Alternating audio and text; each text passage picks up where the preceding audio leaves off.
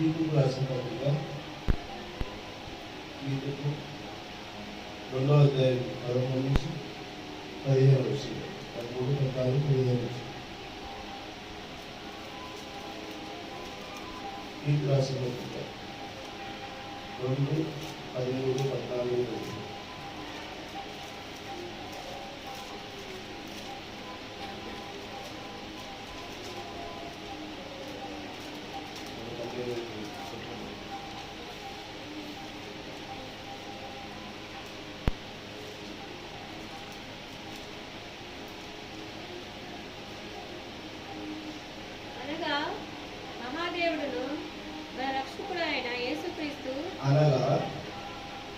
మహాదేవుడును మన రక్షకుడైన యేసుక్రీస్తు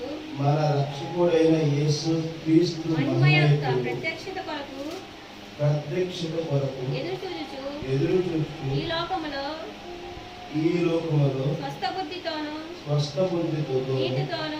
నీతితోను భక్తితోను బ్రతుకుచుండవలెనని మనకు బోధించుచున్నది. ఆయన సమస్తమైన దుర్నీతి నుండి మనలను విమోచించి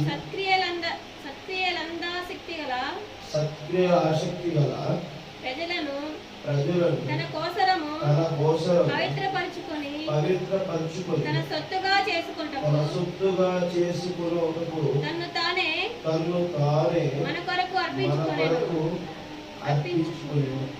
వీటిని గూర్చి బోధించుచు హెచ్చరించుచు సంపూర్ణాధికారముతో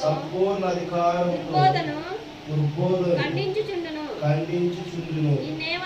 నిన్నెవరిని ధృవీకరించనివ్వము.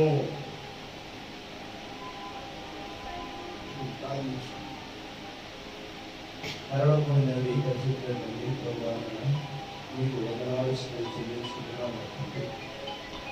సమస్తము సర్వపరిచయం ఇంకేమి తీసుకున్నాం ప్రభువాన.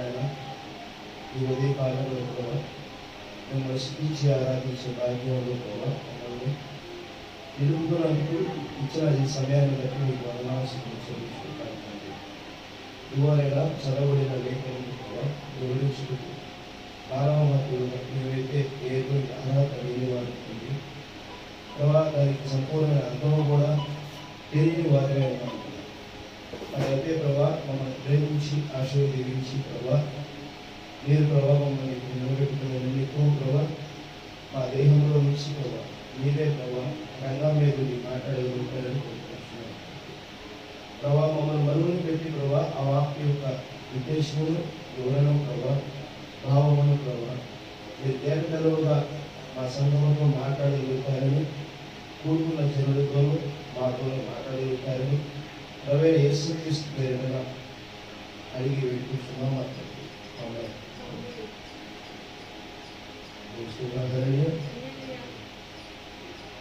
దేవుడికి మహిమ కలుగు కదా.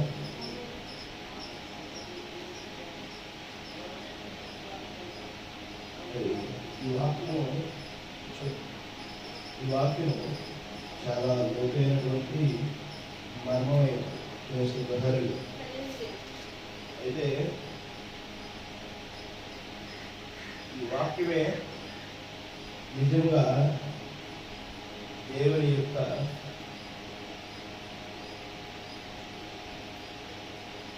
ఆనవాళ్ళు కూడా ప్రకటించడానికి ఒక నిదర్శనం. ఆమె దేవుడు ఉన్నాడు, దేవుడు విన్నాడు, దేవుడు కనబరిచాడు, దేవుడు మనలతో ఆయన పయనిస్తూ ఆయన కనబరుచుకుంటూ ఆయనలో ఐక్యపరుచుకుంటున్నాడు అనేది ఈ 3 వాక్యాలు అభ్యసిస్తే పూర్తిగా అర్థమవుతుందా? అనగా మహాదేవుడును మన రక్షకుడైన యేసుక్రీస్తు మహిమయుడు ప్రత్యక్షత కొరకు ఎదురుచూచుచు ఈ లోకములో స్వస్థ బుద్ధితోను నీతితోను భక్తితోను బ్రతుకుచున్నవని మనకు బోధించుచుంది. ఏంటంటే మనకు అసలు ఏం బోధిస్తుందంటే, ఏం బోధిస్తుంది చదవండి. అసలు దేవుడు మనకి ఏమి బోధిస్తున్నాడు? బైబిల్ పరిశుద్ధ గ్రంథం అసలు ఏం చెబుతుంది?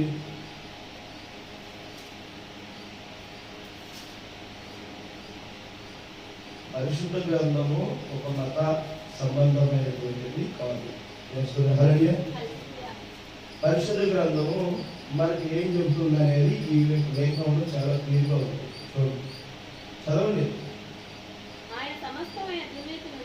ఆయన సమస్తము దుర్నీతి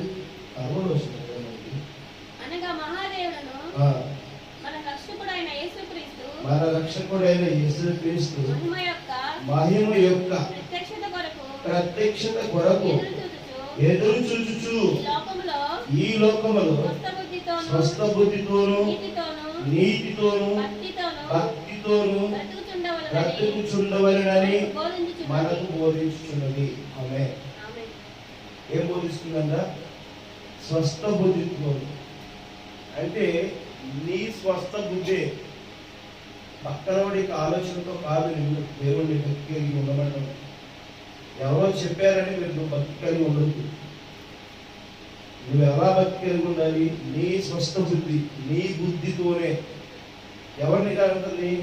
ప్రభువైన యేసు క్రీస్తు, రక్షకుడైన యేసు క్రీస్తు మహిమ యొక్క ప్రత్యక్షత కొరకు ఎదురు చూచు. మరి పరలోకం నుంచి దిగొచ్చినటువంటి ఆ యొక్క యేసు క్రీస్తు మన మధ్యకి ఒక కుమారుడిగా వచ్చాడు భూమి. ఉదాహరణ, ఆయన మహిమ కలిగినటువంటి వ్యక్తి, లోకరక్షకుడు అయి ఉన్నటువంటి వ్యక్తి, మన పాపములను ఆయన విముక్తి పరిచేటువంటి వ్యక్తి అని చెప్పేసరని చెబుతూ ఉంటారు. ఇదేదో రాసుకుంటూ ఉన్నారు అని కొంతమంది అంటారు. ఎక్కడ రాయకుండా చరిత్ర ఆనవాళ్ళు, ఎక్కడ రాయకుండా చరిత్ర ఆనవాళ్ళు ఎలా ఉంటాయి ఉదాహరణగా. కానీ పరిశుద్ధ గ్రంథంలో చెప్పబడినది చరిత్ర అయినప్పటికీ, జరగబోయేది అయినప్పటికీ రుజువుపరచబడేది ఉంది. ఆమె బైబిల్ రుజువుపరచబడేదే ఉంది. నిన్న నేడు నిరంతరం ఏకరీతిలో ఉన్నది ఒకే ఒక గ్రంథము, పరిశుద్ధ గ్రంథము.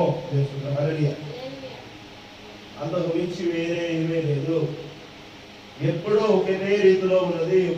మనకి సూర్యుడు ఎలా అయితే ఉదయిస్తున్నాడో, ఎలా అయితే మధ్యాహ్నం వస్తున్నాడో, ఎలా అయితే అస్తమిస్తున్నాడో, ఆ విధముగానే జీవ ప్రక్రియ కూడా జరుగుతుంది. ఆమె దేవుడి యొక్క రుజువు కూడా ఆ విధంగా జరుగుతుంది.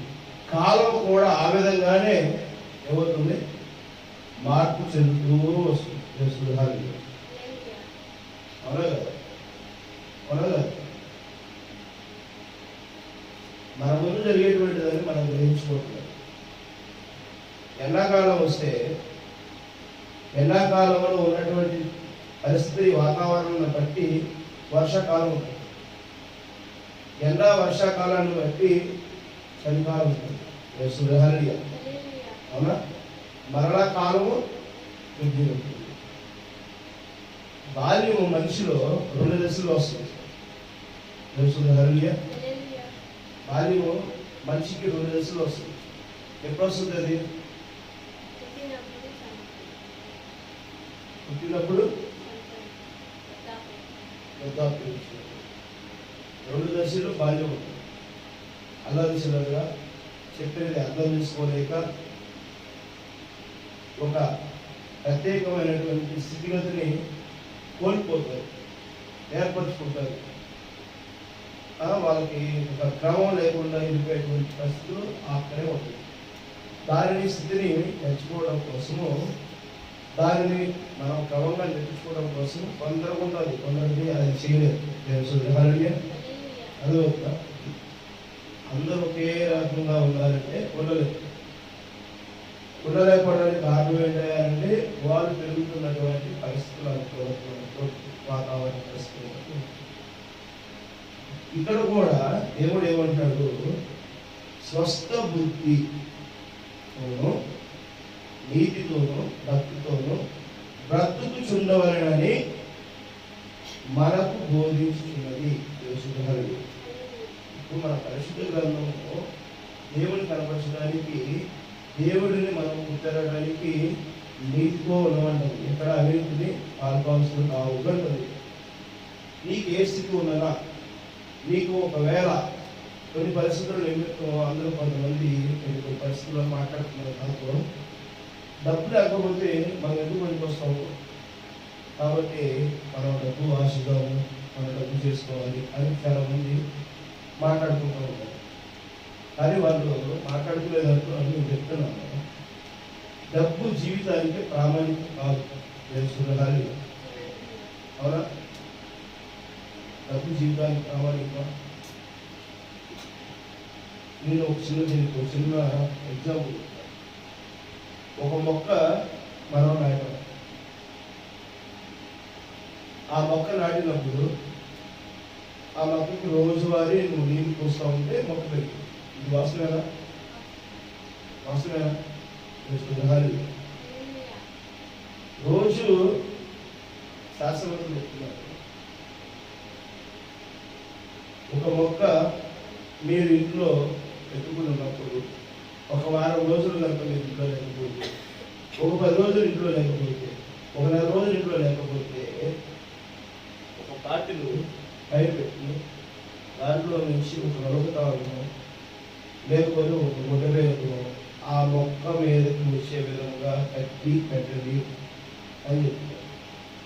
ఎందుకంటే ఈ ఒక వాటర్ కలిగినటువంటి బాటిలో ట్యాంకు ఏదో దాంట్లో నుంచి వచ్చి డ్రాప్ డ్రాప్ డ్రాప్ వచ్చి మొక్క మీద పట్టుకుంటుంది. అదేనా వస్తుంది. ఆ తాడు కలిసి ఒక్కొక్క చుక్క ఒక్కొక్క చుక్క ఒక్కొక్క చుక్క మొక్క మీద పడుతూ ఉంటుంది. అది ఎంత టైంలో పడుతుందంటే ఒక కాలం రోజు మొత్తం మీద నువ్వు చెమ్ము నీళ్ళు పోస్తావు నువ్వు. అలా డ్రాప్స్ పోయటం వల్ల చిన్న గ్లాస్ నీళ్ళు పడితే అనుకున్నాం, చెమ్ము నీళ్ళు పోసినా మొక్క బతుకుతుంది, చిన్న గ్లాస్ నీళ్ళు పోసినా మొక్క బతుకుతుంది. అర్థమైందా? పెద్ద వర్షం పడినా ఆ మొక్క ఏమవుతుంది? నీళ్ళు ఉంటుంది. తుంపర్ వర్షం పడుతున్నా కూడా నీళ్ళు అర్థమవుతుందా? దానికి ఎంత కావాలో అంతే కావాలి. దాన్ని మనము ఒక మితిమీరి స్థాయిలో తీసుకుంటే ఏమవుతుంది?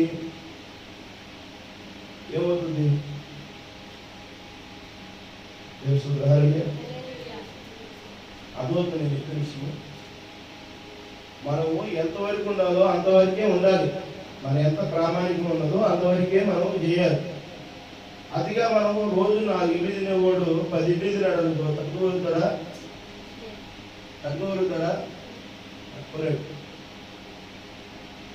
లిమిటేషన్ అనేది ఉంటుంది. దాన్ని హద్దు వరకే మనం కూడా పాత్ర కలిగి ఉండాలి. ఇప్పుడు సమాజంలో no limitation, no rules, no conditions, no ethics, no values. ఇంతేనా? అందుకనే దేవుడు చెప్తున్నాడు, నీ స్వస్థ బుద్ధితో లోక రక్షకుడు ప్రభువైన యేసుక్రీస్తు ఉన్నారని ఆయన కోసం ఎదురు చూస్తూ నీతిమంతుడుగానే ఉండు. నీకు ఒకవేళ ఎక్కువని ఒకవేళ తక్కువ అని నీ పక్కనున్న వాతావరణం ఏ స్థితిలో ఉన్నా సరే నీ నీతిని నువ్వు కోల్పోవద్దు అని హెచ్చరిక చేసేదే పరిశుద్ధ గ్రంథమైనది. ఆమేన్. ఆ వాక్యము నీ హృదయంలో వెతుక్కుంటే నా దేవుడు నీతిమంతుడుగా ఉండమన్నాడు కాబట్టి నేను నీతిమంతుడుగానే ఉండాలి అని నువ్వు ఒక క్రమాన్ని స్థిరపరచుకున్నప్పుడు నీకు ఎవరైతే ఒక మాట చెప్పినారో ఆ వ్యక్తి నీకు రక్షణ అయి ఉన్నాడు. ఆమేన్. అర్థమవుతుందా? నీకు ఎవరైతే చెప్తున్నారో ఆ వ్యక్తి నీకు రక్షణ అయి ఉన్నాడు. ఈ మాట నేను చెప్తున్నాను, ఈ బైబిల్లో చెప్పినటువంటి మాట నిమిత్తము నేననేవాడిని నీకు రాను. అర్థమవుతుందా? ఈ మాట చెప్పడం వలన నేననేవాడిని రవి అనేటువంటి వ్యక్తి నీకు రక్షణగా రాడు. కానీ ఈ మాట వస్తుంది. ఆమేన్. ఈ మాట వస్తుంది. ఈ మాట రాయబడినప్పుడు రాసిన వ్యక్తికి ఏ ఒక ఆత్మ ప్రేరేపించిందో, ఏ ఆత్మ నాతో మాట్లాడిస్తుందో, ఏ ఆత్మ మీతో చెబుతుందో ఆ ఆత్మే రక్షణ అయి ఉన్నది. ఆమేన్. అర్థమవుతుందా? ఆ ఆత్మే, ఆ పరిశుద్ధతే, ఆ రక్షకుడే మీకు తోడై ఉన్నాడు. అదే నేను రక్షకుడనై ఉన్నానని చెప్తున్నాడు. ఆమేన్. అర్థమవుతుందా? ఈ విషయాన్ని మనం తెలుసుకోలేని పరిస్థితుల్లో రుజువుపరుచు అని మేధావులు కూర్చొని కొట్టుకుంటా ఉంటావు. నువ్వు నీతిగా ఉన్నావు, ఒక విషయాన్ని నువ్వు నమ్మావు, నువ్వు నీతిగా ఉన్నావు, ఆ నీతి నిన్ను రక్షిస్తుందని చెప్పి నువ్వు నమ్ముతున్నావా లేదా? అది నీకు రక్షణ అయి ఉందా లేదప్పుడు? మరి దేవుడు అదే మీద చెప్తుంది, నేను రక్షకుడునని. ఏమన్నాడు ఆయన? అనగా మహాదేవుడును మన రక్షకుడైన యేసు క్రీస్తు మహిమ యొక్కయు ప్రత్యక్షత కొరకు ఎదురు చూచుచు. హల్లెలూయా. ఆయన ప్రత్యక్షత కోసం ఆయన కనబడతాడని కోరడంలోను, ఆయన కనపరచబడడానికి కోసము నువ్వు ఏ నీతి కలిగి ఉన్నావో, అయ్యా నువ్వు నీతిలో ఉన్నావు, ఎందుకున్నావు? నువ్వు నీతిగానే ఉన్నావు. అయ్యా నువ్వు నీతిగా ఉన్నావు, ఎందుకున్నావు? నాకు బైబిల్ చెప్పిందండి. ఆమేన్. నాకు నా దేవుడు చెప్పాడండి అని నువ్వు చెప్తున్నావా? తెలుస్తుంది. కొంతమంది మేధావులు నాకు తెలుసు, కొంతమంది నేను 2-3 రోజుల నుంచి చూస్తున్నాను. ఒకటే మనిషి ఒకటే ప్రశ్న అడిగింది. మరి ఎవరు చెప్తున్నారు ఇమ్మట? నాకు దేవుడు చెప్పాడు, నాకు దేవుడు నీతిగా ఉన్నాడు అని. ఆ చెప్తున్న మాట బట్టి అక్కడ క్రీస్తు కనపరచబడట్లేదా? కనపరుస్తున్నాడా? ప్రత్యక్షపరచబడ్డాడా? రుజువుపరచబడ్డాడా? తనలో నీతిని కనపరచబడ్డాడా? నిత్య జీవం కలిగిన దేవుడు అక్కడ ఉన్నాడా? ఆమేన్. దేవుడు ఆ విధంగానే ఈ సృష్టిని ఒక క్రమబద్ధీకరణలో తీసుకెళ్లాలనుకుంటున్నాడు. ఆమేన్. చంపురా వాడిని, వీడిని వేసేయరా, అక్కడ యుద్ధం చేయరా, ఇక్కడ యుద్ధం చేయరా అని చెప్పి చెప్పట్లా. నీలో ఉన్న వాటి మీద నువ్వు యుద్ధం చేయమంటున్నాడు. ఆమేన్. 100 తర్కాలు చెప్పవు, 100 విధానాలు లేవు. దేవుడు ఒకటే, మార్గం ఒకటే, జీవం ఒకటే. నిన్న నేడు నిరంతరం ఏకరీతిలో ఉన్నది దేవుడు ఒక్కడే ఉన్నాడు. ఆమేన్. దేవుడు ఒక్కడు తప్పనిచ్చి మరొకడు లేడు, రాడు, ఉండబోడు అని చెప్పి వాక్యం చెప్తుంది. అర్థమవుతుందా? దేవుని హల్లెలూయా.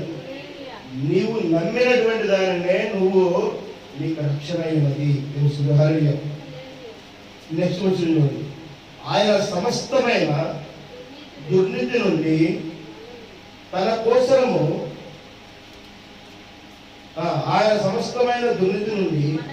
మనలను విమోచించి సక్రియాదాసక్తి గల ప్రజలను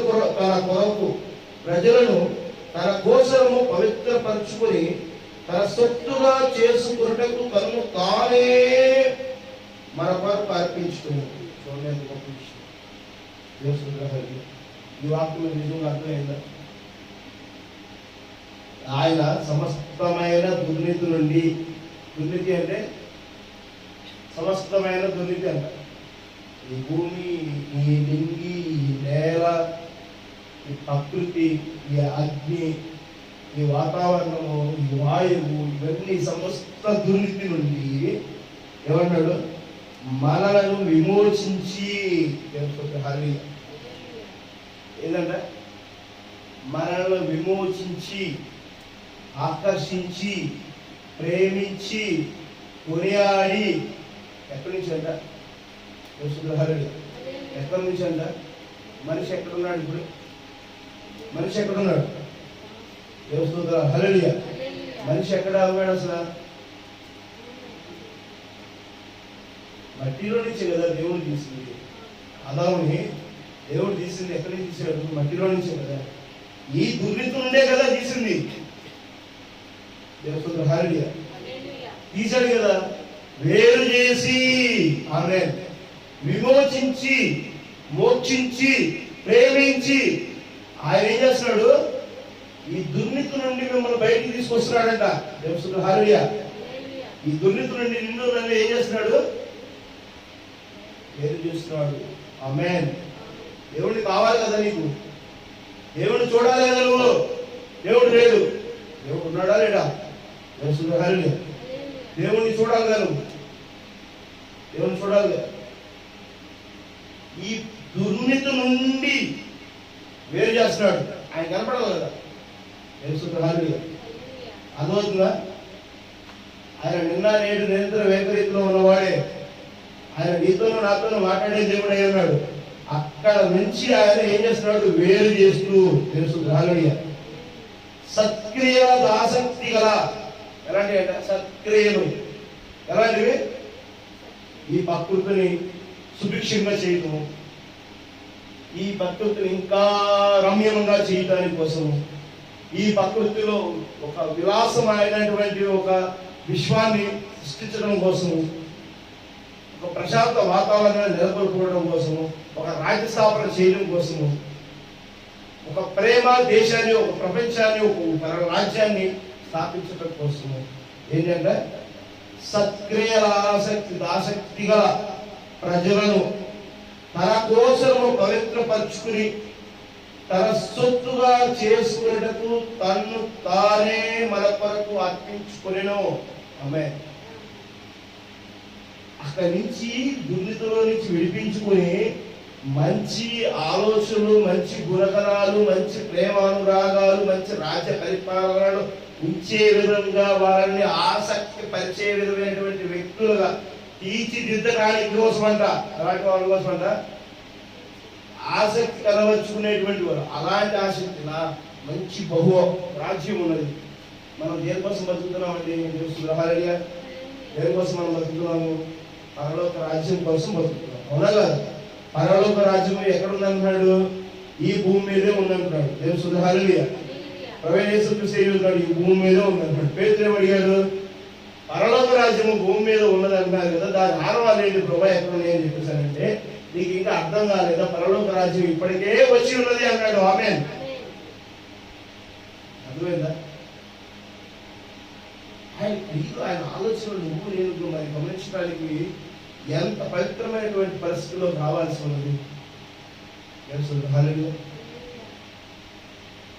ఒక టీచర్గా నువ్వు తయారవడానికి ఎంత కృషి చేయాలి? స్టూడెంట్ ఒక టీచర్గా మారాలంటే ఎంత కృషి చేయాలి? చేయాలి లేదా? హల్లెలూయా. ఒక నిర్వాహకుడిగా, ఒక పరిపాలన వ్యక్తి, అధికారిగా మారడానికి తను ఎంత కసరత్తు చేయాలి? ఎన్ని చట్టాలు చదవాలి? ఎన్ని పద్ధతులు తెలుసుకోవాలి? ఎంత మనుషులు యొక్క సైకాలజీకి గమనించినటువంటి పరిస్థితుల్లో ఆయన రూల్ అండ్ రెగ్యులేషన్స్ తెలుసుకోగలగాలి? ఎంత చట్టం తెలుసుకోవాలి? అలాగా హల్లెలూయా. దేవుడు ఆయన ఎంత అగడ్బందీగా తాను కనపరుచుకోవడం కోసము ఎలాగా అర్పించుకున్నాడు? ప్రభువైన యేసుక్రీస్తు ఆయన మన మధ్యకు వస్తే మనం గుర్తించలేదు. ఎవరు గుర్తించలేదు? ఇజ్రాయెల్ ప్రజాంగం గుర్తించలేదు. ఇజ్రాయెల్ ప్రజలు గుర్తించగా ఆయన సిలువ వేసే పరిస్థితి వచ్చినది కాబట్టి ఆయన ఏం చేశాడు? అక్కడ నుంచి తూర్పు దిక్కున, దక్షిణ దిక్కున, ఉత్తర దిక్కున, పడమర దిక్కున ఈ మంచి సువార్తను ప్రకటించండి అని చెప్పి తన శిష్యులకు చెప్పాడు. ఆమేన్.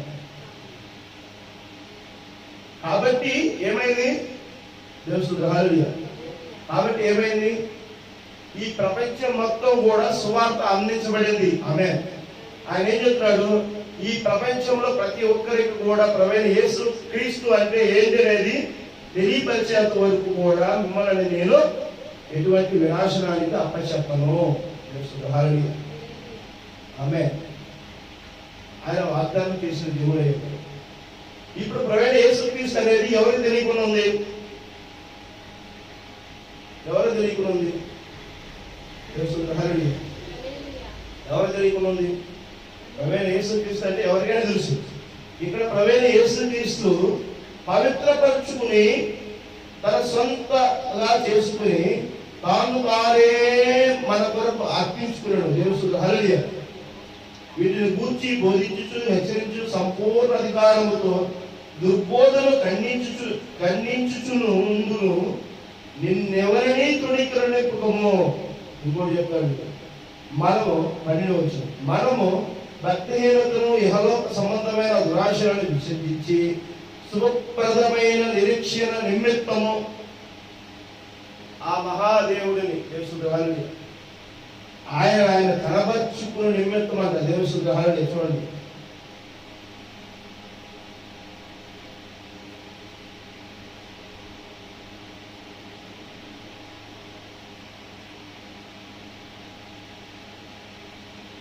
తనకు తానే మన కొరకు అర్పించుకున్నాడు.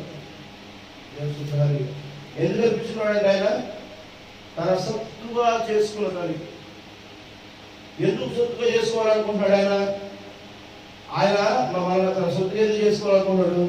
సత్క్రియల ఆసక్తి గల ప్రజలను తన కోసము పవిత్రపరచుకుని. దేనికోసం అంట? పవిత్రపరచుకుని. పవిత్రపరచుకుని దేవుని హల్లెలూయా. పవిత్రత ఎక్కడుంది? గొర్రెలను వధిస్తే కాదు. గొర్రెవారి జీవితం కలిగి ఉంటే గొర్రె ఏ ఒక్క తప్పు చేయదు. దేవుని హల్లెలూయా. చేస్తుందా? కుడి వెంటాడు. కుందేలు శాంతానికి అనుకుంటాం కదా, కుందేలు కూడా నిన్ను కొరికి మేక కొట్టిందా? మేక కొట్టిందా? మేక కొట్టింది అసలు గాడి తెలియదు. ఏ జంతువైనా సరే ఏదో ఒక చిన్న పొరపాటు గొర్రె పిల్లకు ఎటువంటి బ్యాడ్ హ్యాబిట్ లేదు. అందుకనే తన గొర్రె పిల్లగా ఆయన ప్రకటించుకున్నాడు దేవుని. అందుకనే గొర్రెలను బలి అర్పణ చేస్తున్నాడు. అసలు జంతువుతో కాదు, గొర్రె పిల్లగా ఏ తప్పు చేయనటువంటి ఒక మనిషిగా తను తాను అపవిత్రపరుచుకుని మిమ్మల్ని పవిత్రపరచడానికి వచ్చాడు. ఆమేన్. అర్థమవుతుందా? దేవుని ఆయన పవిత్రపరచడానికి కోసం, ఆయన మనల్ని పవిత్రపరచడం కోసం ఎవరంట? ఆయన యొక్క నీతి బోధ నిమిత్తము, ఆయన యొక్క సద్భావాలు కలిగినటువంటి వ్యక్తిగా ఉన్నవాడు, స్వబుద్ధి కలిగిన వాడు, ఆయన ప్రేమ నిమిత్తము, ఆయన యావత్ నీతిలో మనం కలిగి ఉంటే ఆ ఆసక్తి కలిగి ఉన్న వాళ్ళని ఆయన పవిత్రపరచడానికి వచ్చాడు. దేవుడు హల్లెలూయా. అర్థమవుతుందా? ఆయన కొరకనే తను అర్పించుకోవాలా. ఆ ఆసక్తి ఉన్న వారి కోసం ఆయన అర్పించుకున్నాడు. నీ కొరకు నా కొరకు ఆయన అర్పించుకున్నాడని చెప్పి మనం చెప్తున్నాం. కానీ నేను ఆ ఆసక్తి ఉన్నదా? దేవుడు హల్లెలూయా. ఆ ఆసక్తి ఉండే నీ కొరకు నా కొరకు దేవుడు అర్పించుకున్నాడు. బలి అర్పణ గావించాడు. ఆ గావించాడని చెప్పి తెలిసినప్పుడు నువ్వు ఏ విధమైనటువంటి పవిత్ర పరిస్థితిలో ఉన్నా స్వస్థ బుద్ధి కలిగి నీతిమంతుడిగా భక్తితోనూ ఆయన స్తుతించి ఆరాధించేవాడిగా, తనను నీలో కనబరిచేవాడిగా ఉండవలేను. ఆమేన్. అదవుతుందా? ఒకనే కూర్చోవటమో, కూరకనే మాట్లాడుకోవటమో, ఒకనే ఆదివారాలు కూర్చుని ప్రార్థన చేస్తానో సరికాదు.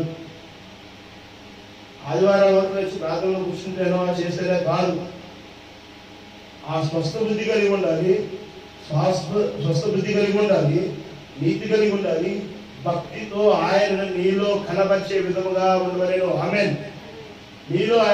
ఆయన నీలో కనపరచబడే విధంగా నువ్వు జీవించడం కోసం ఎలాంటి స్థితిలో ఉండాలి? వీటిని గురించి బోధించుచు హెచ్చరించుచు సంపూర్ణ అధికారంతో దుర్బోధను ఖండించుచుండుము. నిన్ను వలని తృణీకరింపకము. నిన్ను ఎవరు తృణీకరించే స్థితికి నువ్వు ఎప్పుడు కూడా ఉండవాకు. అర్థమవుతుందా? నిన్ను తృణీకరిస్తున్నారంటే నీలో ఎక్కడో లోపం ఉంది. నిన్ను తృణీకరిస్తున్నారంటే ఎక్కడో నీలో ఎక్కడో నువ్వు చేసేటువంటి ఈ క్రియలలో తప్పులు ఉన్నాయి, సరిచేసుకోవాల్సినది తెలుసు. హల్లెలూయా. మనము ప్రతి విషయంలోనూ ఆసక్తి కలిగిన వారిగా ఉండటము మంచిదే. తెలుసు. హల్లెలూయా. ఇప్పుడు శాలేమో పాటలు పాడడానికి నీకు ఆసక్తి ఉంది, దేవుడిని దీవించింది. కానీ ఆ పాటలు ఎలా పాడాలి, ఏ ప్రదేశంలో ఏ సమయంలో ఎలా పాడాలి అది తెలుసుకోవాలి. తెలుసుకోవాలి. ఆదివారం ఒక మహాయజ్ఞం. హల్లెలూయా. ఆదివారం మహాయజ్ఞము. ఈ మహాయజ్ఞంలో సంఘం అంతటా కూడా ఒకే మాట విన్నారు, ఆమేన్ ఆమేన్ ఆమేన్ ఆమేన్, హల్లెలూయా హల్లెలూయా. ఒకటే స్వరం కలిగి ఉండాలి, ఒకటే ప్రార్థన కలిగి ఉండాలి. ఇది ఒక యజ్ఞం కదా. హల్లెలూయా.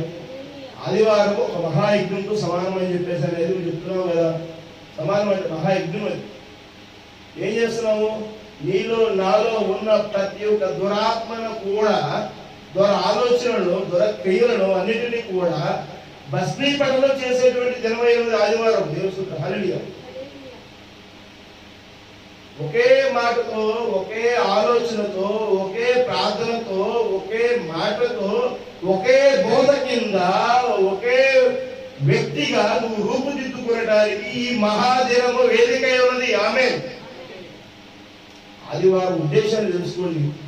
ఆదివారం మందిరం రావడం అంటే ఏదో ఒకగా వచ్చి హల్లెలూయా, దేవుని స్తోత్రాలు, praise Lord sister, praise Lord brother, ఇది ఒకరికి నమస్కారాలు చేసుకునేది కాదు. ఒకరు వేరు కాదు ఇక్కడ. ఆమేన్. అందరూ ఒకటే ఉన్నారు, ఒకటే రక్తం కింద ఉన్నారు, ఒకటే రక్తంకి సాదృశ్యమైన ద్రాక్షారసం తీసుకున్నారు, ఒకటే శరీరమైనటువంటి నవరాత్రి భోజనము రొట్టెని పిలుస్తున్నారు. హల్లెలూయా. అర్థమవుతుందా? ఒకే బాప్తిసము, ఒకే దేవుడు, ఒకే మాట, ఒకే భావన, ఒకే ఒక వ్యక్తిగా మనము సంఘముగా ఉండాలి. ఆమేన్. సంఘము ఏక పాటలోనే ఉండాలి. సంఘము తాను కనబరుచుకున్నట్లో యేసు క్రీస్తుకు ఒక వేదికై ఉండాలి. ఆమేన్. వధువు దేహమై ఉన్నది. ఆమేన్. ఆ దేహానికి పురుషుడు అయినటువంటి తలకు శిరస్సు కలిగిన వాడు యేసు క్రీస్తు. సంఘానికి కిరీటమైనది వాక్యమైనది. ఆమేన్. ఆ వాక్యం సంఘముకు నువ్వు శిరసగా లేకపోతే నువ్వెన్ని మాటలు చెప్పినా వ్యర్థమైనది. హల్లెలూయా. ఇక్కడ ఒకటే మాటలో ఒకటే పరపట్టు కలిగి ఉండాల్సి ఉన్నది అనేది చాలా క్లియర్గా లేఖనం చెప్తుంది. ఆ లేఖనం చెప్పినటువంటి మాట బట్టి మనము ఆ విధముగానే కలిగి ఉండాలి. ఇది మనం ఇక్కడ బైక్లో పెట్టో లేకపోతే పెద్ద పెద్ద వేదికలు పెట్టో ఏదో చెప్పినందుకు మాత్రాన ఎవరికి మనము ప్రయోజనాన్ని ఇచ్చేది కాదది. హల్లెలూయా. మైక్ పెట్టడానికి ఉద్దేశం ఏంటి? హల్లెలూయా. ఈ వాక్యము గ్రహించగలిగే ఒక ఆత్మైనా ఉన్నదేమో. హల్లెలూయా. 100 మంది ఆ మాటలు వినకపోవచ్చు, వినగలిగే ఒక చెవికి ఆ మాట చేరాలి, వారు గ్రహించాలి, వారు ఆనందించాలి, వారు దేవునితో ఏకమవ్వాలి. ఒకరోజు వారు మనతో పాటు ఆ యొక్క రాజ్యంలో వారు కూడా ఉండాలనేటువంటి ఆకాంక్ష నిమిత్తమే ఈ సువార్త చేస్తుంది. దేవుడు. హల్లెలూయా. సువార్త, ఈ సువార్త దేవుడు. హల్లెలూయా. కాబట్టి దేవుని చిత్తానుసారంగా ఆదివారము ఒక మహాయజ్ఞంగానే ఉండాలి. మిగిలిన దినాలు మన సువార్తని కనబరుచుకోవాల్సింది. దేవుడు. హల్లెలూయా. మిగిలిన వారాల్లో మనం పాటలు ప్రాక్టీస్ అవ్వాలి, వాక్యం 10 మంది చెప్తూ ఉండాలి, 10 చోట్ల తిరుగుతూ ఉండాలి, కరపత్రాలు పంచుతూ ఉండాలి. ఆ విధమైనటువంటి ప్రేమ అనురాగాలు కలిగిన జీవితం మనం కలిగి ఉండాలి. ఒకరికి ఆరోగ్యం బాగాలేదన్నా అని తెలిసిందనుకో, మనం వెళ్ళి వాళ్ళ కోసం ప్రార్థన చేయాలి. అది ఎవరన్నా మరి దేవుడు. హల్లెలూయా. ఆపదలో ఉన్న వాడిని ఆదుకోవడం అనేది మన భావమే, మన బాధ్యతే. కానీ వారు ఆసక్తిగా లేరు. వారు ఒకవేళ అవసరం లేదు మాకు అన్నారు, పర్లేదు, నీ మనసులో నువ్వు వారి గురించి మంచిగా ప్రార్థించే అనగా సుధారణ నువ్వు ప్రార్థన చేసింది ఎదుటి తెలియాల్సిన అవసరం లేదు. నీకు నీ దేవుడి మధ్య జరిగిన ప్రార్థన దేవుడే కనబరుచుకుని ఆయన మేము సిద్ధమైతే, ఆయన చిత్తమైతే ఆయనే కనబరుస్తాడు. దేవుని యొక్క బిడ్డలు విరోచన కలిగిన అడుగులు వేయాలి. దేవుని స్వార్థ ఏ విధంగా చేయాలి అనేది కూడా మనం దేవుని చిత్తమైతే మాట్లాడుకుంటూ ముందు కావచ్చు. ఈరోజు చెప్పండి లేఖనం చూడండి, 1 కొరింథీయులు 1వ అధ్యాయం 7వ వచనం. 1 కొరింథీయులు 1వ అధ్యాయం 7వ వచనం.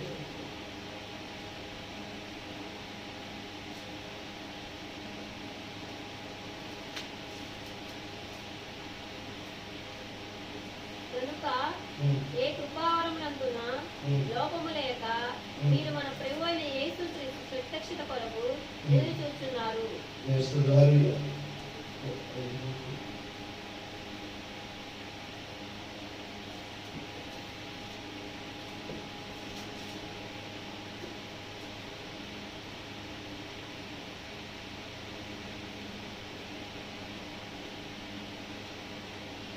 కనుక ఏ కృపావరణమునందు లోపము లేక మీరు మన ప్రభువైన యేసు క్రీస్తు ప్రత్యక్షత కొరకు ఎదురు చూస్తున్నారు.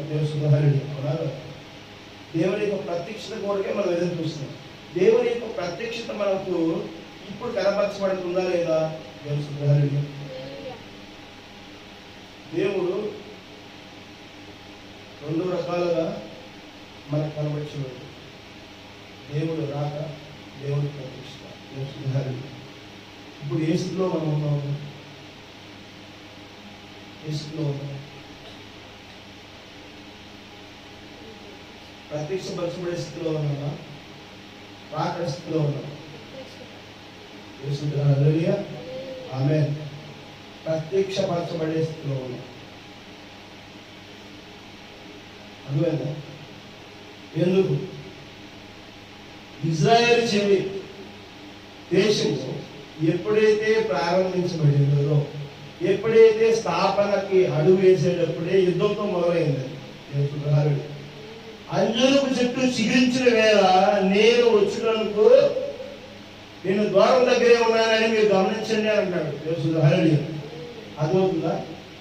ఆయన ద్వారం దగ్గరే ఉన్నాడు. ద్వారంలో నుంచి కాలు ఎప్పుడో బయట పెడతాడో తెలియదు. ఆమేన్. అంజూరపు చెట్టు చిగురించిన వేళ అక్కడ శపించబడిన అంజూరపు చెట్టు ప్రవేశ యేసుక్రీస్తు అంజూరపు చెట్టు శపించాడు. ఎందుకనంటే దాని ఫలాలు వచ్చే మునిపే దాన్ని శపించాడు. ప్రవేశ యేసుక్రీస్తు వెళ్తున్నప్పుడు తన శిష్యులతో కలిసి వెళ్తున్నప్పుడు అంజూరపు చెట్టు చిగురించాడు. ఆ అంజూరపు చెట్టు ఫలించిందో లేదో అనేది కనపరచబడక ముందే దాన్ని శపించడం వలన వాళ్ళు అడిగారు, ప్రభువా ఇది ఇంకా కాలం కాదు కదా, ఇది కాలం కాదు కదా, దీన్ని ఎందుకు శపించావు, దీన్ని ఎలా రుజువుపరచుకోగలదు ఈ ఫలాలు అంటే, అది ఫలాల ముందు ఏ స్థితిలో వస్తుందో ఏ స్థితిలో రాదు అనేది నాకు తెలుసు కాబట్టి నేను నాకు చెప్పేసి అనేది శపించాలని చెప్తాను. అలాగే ప్రవేణ యేసు క్రీస్తుని వారు అప్పగింపబడే పరిస్థితి వస్తే అక్కడ ప్రవేణ యేసు క్రీస్తు ఇజ్రాయెల్ దేశంలో కనపరచబడడేమోననే ఆయన తను తాను అర్పించుకుని ఇజ్రాయెల్ దేశాన్ని శపించాడు. ఇజ్రాయెల్ దేశాన్ని శపించిన తర్వాత 2000 సంవత్సరాల తర్వాత ఆ అంజూరపు చెట్టు చిగురించింది. ఎప్పుడో 1947వ సంవత్సరంలో చిగురించింది. ఆ ఇజ్రాయెల్ దేశం ఇప్పుడు కూడా యుద్ధం చేస్తుంది. ఇప్పుడు ఆ అంజూరపు చెట్టు చిగురించింది అనేది ప్రత్యక్షపరచబడిందా లేదా? ప్రత్యక్షపరచబడిందా లేదా? కనపరచబడిందా? నా బిడ్డను ముట్టాలంటే నా కనుగుడ్డును ముట్టాలంటున్నాడు దేవుడు. ఆమేన్. ఇప్పుడు ఇజ్రాయెల్ దేశాన్ని మరి తాగడానికి లేకుండా ఐరన్ డోమ్ సిస్టమ్ తో ఇజ్రాయెల్ దేశాన్ని ప్రొడక్ట్ చేస్తుంది ఆర్మీ మొత్తం.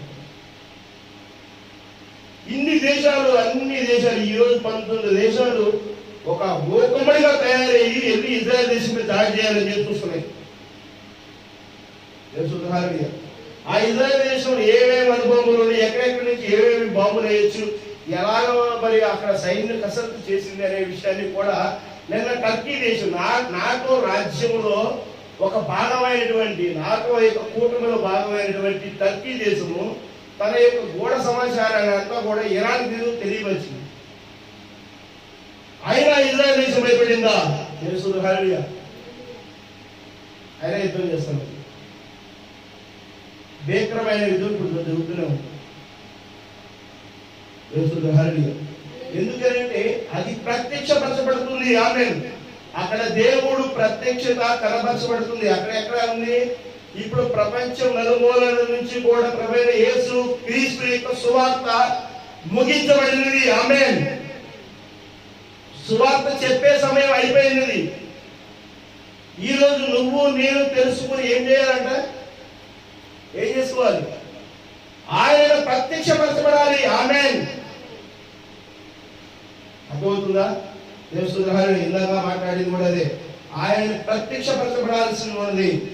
ఆయన ఏమని చెప్తున్నాడు? ఆయన తాను మన కొరకు అర్పించుకున్నాడు. ఎందుకు? తన సొత్తుగా చేసుకున్నట్టుకును. ఆయన సొత్తుగా నన్ను చేసుకున్నాడు అనేది నువ్వు ఎప్పుడు ప్రకటించగలుగుతావు?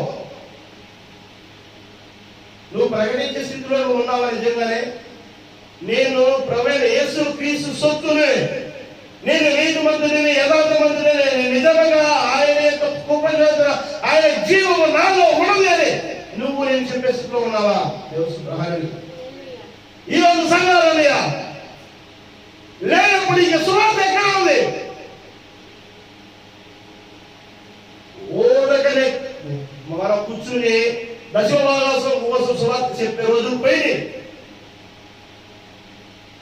దేవుని కనబరచబడటంలో నేను ఈ రోజు వాక్యమైనది. ఆమేన్. దేవుడు కనబరచబడాలంటే నువ్వు దేవుడిగా మారాల్సినది. ఆమేన్. దేవుడిగా నువ్వు మారాలంటే నిన్ను వల్ల నీ పొరుగు వారిని ప్రేమించమనే సూత్రం మొదటి ఆజ్ఞను నువ్వు కైకొని నడవాల్సి. మనసారా ఆత్మానుసారంగా దేవుని ఆరాధించవలసి ఉన్నది. ఒక మనిషిని చూస్తే ద్వేషము, ఒక మనిషిని చూస్తే కుళ్ళు, ఒక మనిషిని చూస్తే అహంకారంతో ఊగిపోతాం, ఒక మనిషిని చూస్తే ఏదో మన ఆస్తులు పోతున్నాయి, ఏదో మనం హెచ్చించుకోబోతున్నాం అని చెప్పేసి అనుకుంటున్నాయి రోజులైతే. ఇక్కడ నీలో దేవుడు ఎక్కడున్నాడు? నువ్వు దేవుడు ఎక్కడ కనబరచబడుతున్నావు? దేవుడు నేనేదో కనపరచబడి ఎన్ని లేఖనాలు నీ కోసం నా కోసం రాయబడి నిరూపించబడేది. వధువు ఎప్పుడు స్థిరపరచబడుతుంది? సమయం లేదు.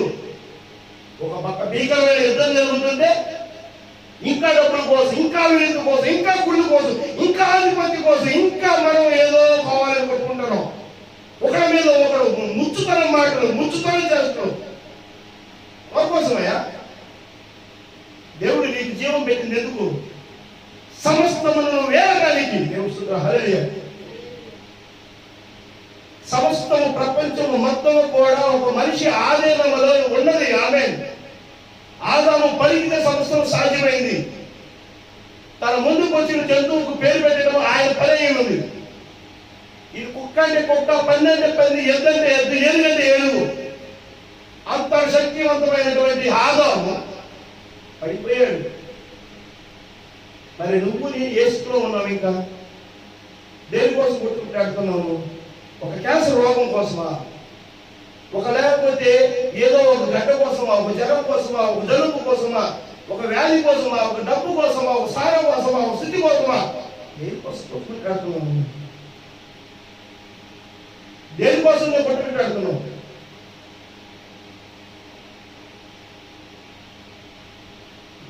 హల్లెలూయా. దేవుడు నీ కోసం నా కోసం ప్రేమించి హెచ్చరిస్తున్నటువంటి దినాలలో నువ్వు ఏం చేస్తున్నావు? కాకులు తీసుకొస్తున్నావు. నీ కొరకు నా కొరకు దేవుడు, నీ కొరకు నా కొరకు ఎన్ని హెచ్చరికలు చేస్తున్నా, ఎన్ని కొరడా దెబ్బలు కొడుతున్నా. నీకు జలుబు చేసిందంటే, నీకు రోగం వచ్చిందంటే, నీకు ఆ సమస్య వచ్చిందంటే ఎందుకు?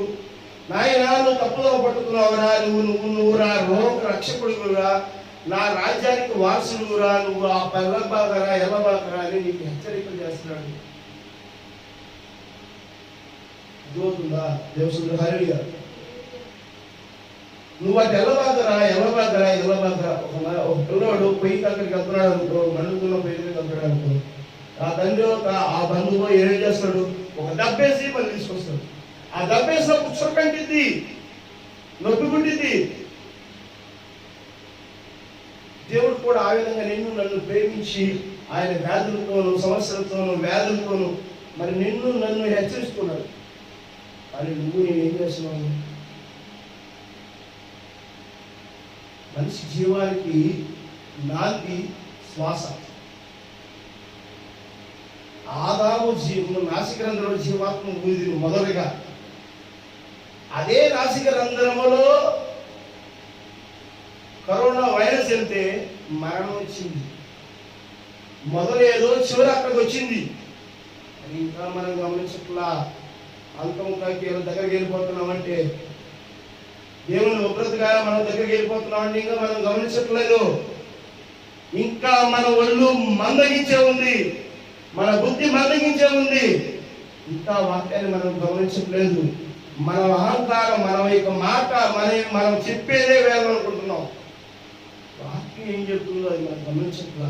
రుజువుపరుచుతుంది ఏదో తెలియట్లేదు, మనకి కనపరచబడుతుంది ఏదో తెలియట్లేదు, ప్రత్యక్షపరచబడుతున్నది అని మనం గమనించట్లేదు, తెలుసుకోవట్లా. ఇంకా యేసులో ఉన్నాము నువ్వు నేను. దేవుని ప్రత్యక్ష నువ్వు ఎలా చూస్తావు? నువ్వు ఎలా చూస్తావు? నువ్వు పరిగెత్తుకుంటే వెళ్తుంటే నీ పక్కన ఉన్న నేల నీతో వస్తాయి, నువ్వు ఎలా గమనిస్తావు?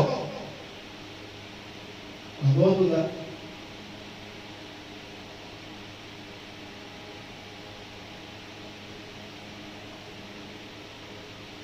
మొదటి దశలోని చెప్తుందా?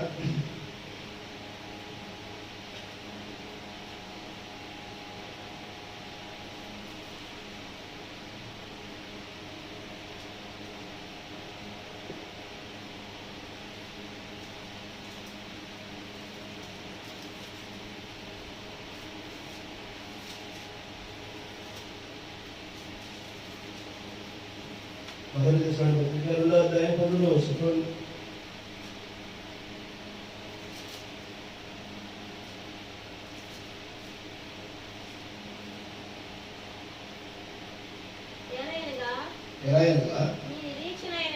మా నిరీక్షణను ఆనందమైనను అతిశయ కిరీటమైనను ఏది?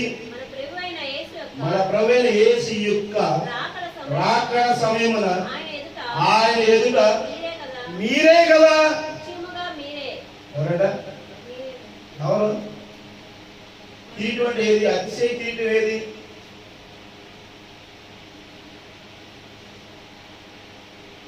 అది మీరే కదా అంటున్నాడు. మరి నువ్వు కిరీటంగా ఉన్నావా? నువ్వు కిరీటంగా ఉన్నావా? తెలుసుకురా. అది మీరే కదా. మరి ఆ స్థితికి నువ్వు ఎందుకు ఎదగలేకపోతున్నావు? ఒక కిరీటం ఏ విధంగా ఉంటుంది? ఒక కిరీటం పెడితే ఏమవుతుంది చెప్పండి? రాజస్వం వస్తుందా రాదా? అధికారం వస్తుందా రాదా? మరి ఆ కిరీటమే మీరు అంటున్నాడు కదా. మరి మీరు ఎందుకని మరి ఆ వాక్యాన్ని గ్రహించే పరిస్థితులు లేరు? చూడండి, మొదటి తిమోతి 4వ అధ్యాయము 14వ వచనం. మొదటి తిమోతి 6వ అధ్యాయము 14వ వచనం.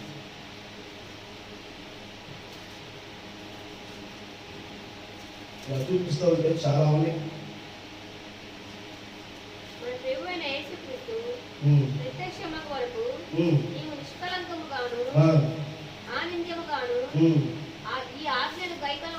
ఈ ఆజ్ఞను గైకొనవలెనని నీకు ఆజ్ఞాపించుచున్నాను. చూడండి ఏం చెప్తున్నారు. 1వ అధ్యాయం 10వ వచనం. 2వ తిమోతి 1వ అధ్యాయం 10వ వచనం. మన క్రియలను బట్టి కాక 2వ తిమోతి 1వ అధ్యాయం 10వ వచనం.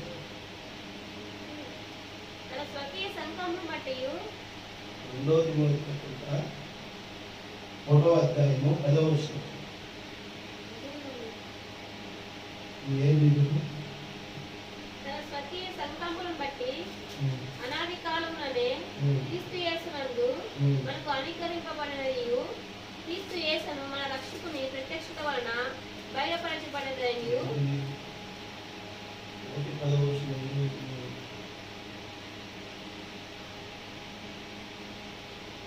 9వ వచనాన్ని చదువుకొస్తున్నాం. ఓకే.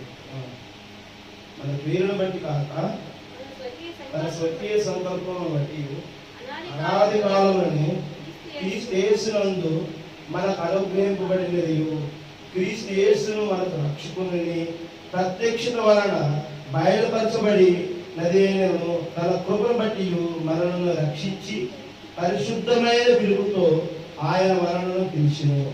ఆ క్రీస్తు యేసు మరణము నిరర్ధకము చేసి జీవమును అక్షయతను స్వార్థ వలన వెలుగులోనికి తెచ్చును. ఆమె మరణాన్ని నిరర్ధకం చేయడం కోసమే ఆయన మన కొరకు నీ కొరకు ఆయన మృతుడైపోయాడు. ఆ ప్రత్యక్షతను నువ్వు కనుక నిజంగా గ్రహించగలిగితే మరణం అనేటువంటి దాన్ని నువ్వు జయించేస్తూ ఉంటావని వారికి చెప్పి 2 తిమోతిలో 1వ అధ్యాయము 4వ అధ్యాయము 1 వచనం. 2 తిమోతి 4వ అధ్యాయము 1వ వచనం.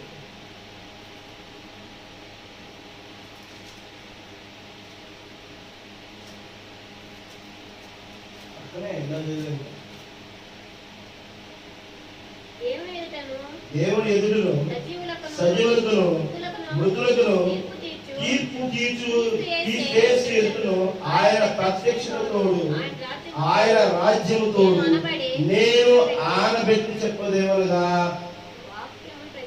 వాక్యము ప్రకటించము. సమయమందును అసమయమందును ప్రయాసపడము. సంపూర్ణ దీర్ఘశాంతితో ప్రదేశించము. ఖండించము, గద్దించము, బుద్ధి చెప్పము. హల్లెలూయా. 8వ వచనం.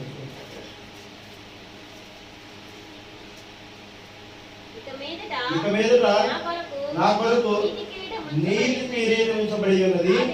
ఆ దినమందు నీతి గల న్యాయాధిపతి అయిన ప్రభు అది నాకు మాత్రమే కాకుండా తన ప్రత్యక్షతను ఆపేక్షించు వారందరికీ అనుగ్రహించును. దేవుడు హల్లెలూయా.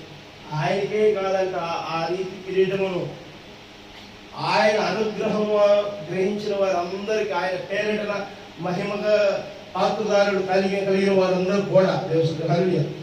నిజముగా ఆయన వాక్యానికి నువ్వు ఎప్పుడైతే ప్రతిరూపముగా జీవిస్తావో అప్పుడు ఆ యొక్క నీతి కిరీటం నీకు కూడా ఉంటుంది. దేవుడు హల్లెలూయా. ఆ యథార్థమైన జీవితం నీకు కూడా ఉంటుంది. ఆ యొక్క వెలుగు నీకు కూడా ఉంటుంది. నేడు నిరంతరం ఏకరీతిలో ఉన్నటువంటి క్రీస్తుని నువ్వు నేను కూడా ధరించుకుని మరి ఆస్వాదించి ఆ కిరీటం కలిగి ఆ కిరీటానికి మనం వారసులమై ఉండేటువంటిగా జీవితాన్ని మనం కలిగి ఉండాలనేది లేఖనం చాలా స్పష్టతగా తెలియజేస్తుంది. నీతో నాతో దేవుడు స్పష్టంగా మాట్లాడుతున్న వాడు. ఆమేన్. ఈ రోజు నిజంగా నీతో నాతో మాట్లాడేది దేవుడే నమ్మితే నువ్వు ఆమేన్ దేవునికి కృతజ్ఞతాస్తుతులు చెల్లించుకుని ఒప్పుకో.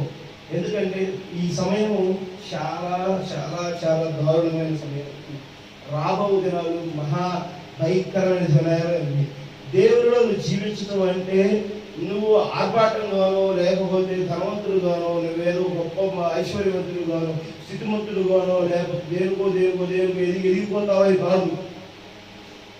నీతివంతుడుగా భక్తితోనూ స్వబుద్ధితోనూ నువ్వు దేవుని యొక్క జీవితానికి వారసులై ఉండాలి. ఆమేన్. ప్రభువైన యేసుక్రీస్తు ఖాళీ జీవితంలో జీవించాడు. ఆయన ఎక్కడ ఏ రూపంతోనూ ఆయన ఆ యొక్క జీవితాన్ని కలిగి లేడు. ఆయన ఆహారం కోసం తప్పించిన వ్యక్తి కాదు. ఆయన మేడల కోసం తప్పించిన వ్యక్తి కాదు. ఆయన వస్తు సామాగ్రి కోసం తప్పించిన వ్యక్తి కాదు. స్థానం కోసం తప్పించిన వ్యక్తి కాదు. వ్యవస్థ కోసం తప్పించిన వ్యక్తి కాదు.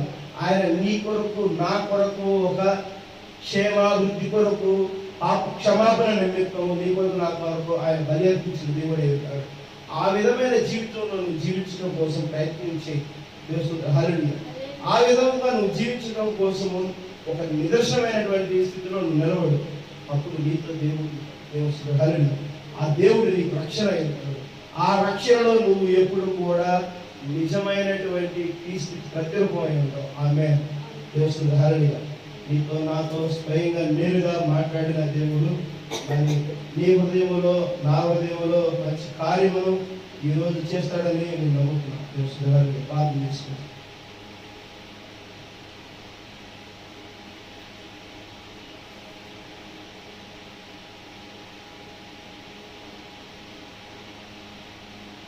గడపండి ప్రభా ప్రభా తండ్రి అయినా మీకే వందనాలు వందనాలు వందనాలు వందనాలు వందనాలు అయినా స్తుతులైనా స్తుతులైనా స్తుతులైనా స్తుతులైనా స్తోత్రము తండ్రి స్తోత్రము తండ్రి స్తోత్రము తండ్రి స్తోత్రమైన ప్రభా ఇదిగోనైనా మీరు ఏ స్థితి కలిగి ఉన్నారు, ఏ స్థితిలో ప్రభా కనబరచబడుతున్నారు, ఏ స్థితికి ప్రభా మీరు మరి ప్రభా మమ్మల్ని తీసుకువెళ్ళడానికి ప్రయత్నించి ఉన్నారో ప్రభా దాన్ని నేరుగా మీరు మాట్లాడారు నాయన.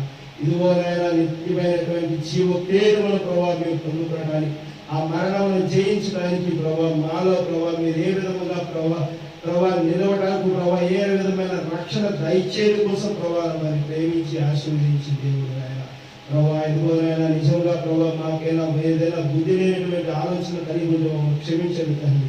ఎవరైతే ప్రభా ఇదిగోనైనా ఈ యొక్క వాక్య ఆసక్తి కలిగి ఉన్నారో ప్రభా వారిని మీరు ప్రేమించే దేవుడే ఉన్నారు తండ్రి. ఇదిగో ఎవరైతే ప్రభా ఈ వాక్యంలో నిలవాలని కోరుకుంటున్నారో ప్రభా వారితో మీరు నేరుగా మాట్లాడాలని నేను నమ్ముతున్నాను తండ్రి. ప్రభా ఇదిగోనైనా వారి ప్రభా ఇదిగో మీ యొక్క ప్రభా బిడ్డగా ప్రభా ఇదిగో మేము మీ యొక్క బిడ్డగా ప్రభా సాక్షి పరచుకుంటూ ప్రభా మీరే నిలబెట్టుకోండి తండ్రి. మీరే దీవించండి అయినా, స్వస్థపరచండి అయినా, సంఘంలో అభివృద్ధి పరచండి అయినా, మీ కృపాసు నడిపించండి అయినా, ఒకరోజు ఒక సాక్షిగా నిలబెట్టండి అయినా ప్రభా ఇదిగోనైనా సంఘం అంతటిని ప్రేమించి దీవించండి అయినా, సంఘాల ప్రతి బిడ్డ మీద ప్రభా మీ యొక్క ఆత్మను ప్రభా ఇదిగోనైనా దిగి వచ్చి గొప్ప దయచేశారు మేము నమ్ముతున్నాం తండ్రి. ప్రభా యొక్క మా యొక్క ప్రార్థన ప్రభా మా యొక్క ఆలోచన ప్రభా మా యొక్క ప్రయాస ప్రభా వ్యర్థము కాదు నాయన. ప్రభా మీ యందు ప్రభా నిశ్చలముగా ప్రభా జీవం కలిగి ఉన్న తండ్రి. ప్రభా మిమ్మల్ని కనబరచుటలో ప్రభా ఇదిగో మా సంఘం ప్రభా ఎప్పుడు ప్రభా ఏక మనసు, ఏక ప్రార్థన, ఏక మాటతో ప్రభా, ఏక చూపుతో, ఏక కార్యంతో, ఏక ప్రవర్తనతో ప్రభా కలిగి ఉన్నదని ప్రభా మీరు రుజువుపరిచే దేవుడై ఉన్నారు తండ్రి. మీకే వందనాలు చెల్లించుకుంటున్నాం తండ్రి. సమస్తములు సఫలపరచులు కోరుకుంటూ ప్రభువైన యేసు క్రీస్తు నామములో అడిగి వేడుకుంటున్నాం మా తండ్రి. ఆమేన్. వచ్చిన దేవుడుకును కోరుకున్న వాళ్ళందరికీ కృపా సమాధానం ఉంటుంది. ఆమేన్.